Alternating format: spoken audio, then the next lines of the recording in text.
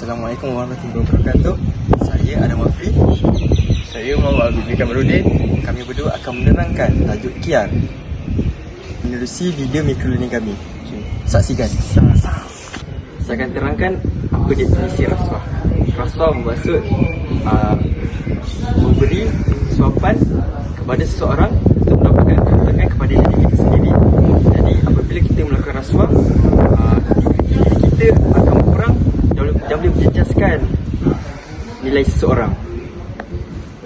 Saya akan menerangkan cara untuk mengurangkan atau mencegah rasuah. Yang pertama, kita kena buatkan integriti dalam diri kita. Sebagai contoh, kita kena bersifat amanah, patonah dan sebagainya. Yang kedua, kita perlulah,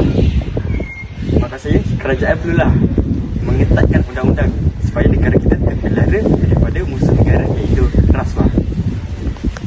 Sebagai contoh, kita ambil contoh paling dekat dengan kita iaitu college. Apabila seseorang memberi kita rasuah, sebagai contoh, ada orang memberi kita rasuah untuk menyiapkan assignment. Jadi kita perlulah menolak perbuatan tersebut. Sebab kalau kita tak menolak perbuatan tersebut, ia boleh membawa tabiat tu ke tempat kerja kelak. Jadi kita perlulah mencegah rasuah ini sebelum bertular, insya-Allah.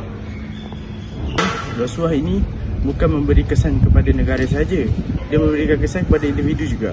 Oleh itu, kita perlulah banteras rasuah, menolak rasuah dan juga jangan makan rasuah. Okey? Seterusnya, untuk memudahkan ulang kaji, kita perlulah ingat 4 perkara. Yang pertama, ekonomi pentadbiran, masyarakat dan kepercayaan. Rasuah boleh menyebabkan kerugian ekonomi, menjejaskan pentadbiran, mewujudkan ketidakstabilan dan mewujudkan ketidakkepercayaan orang lain kepada kita. Okey, itu saja daripada kumpulan kami. Sekian, terima kasih. Bye.